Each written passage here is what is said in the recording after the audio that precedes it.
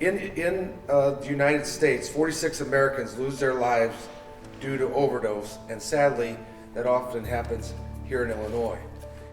I'm also pleased to see the Illinois Sheriff's Association here today. They are no stranger to the opioid battle. They've instituted their own program to help aid in the proper disposal of unused medications.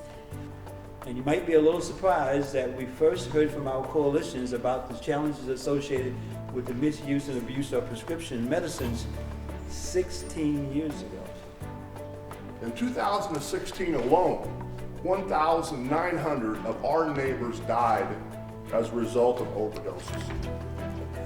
As I mentioned earlier, every corner of the state has been impacted by opioid addiction and overdose.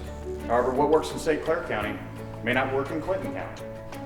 As a pharmacist, we often talk about how important adherence is to make sure that you take the medications as they have been prescribed, but we also have that flip side responsibility of making sure that all of the patients have been educated on how to safely dispose of these unused or obviously these expired medications.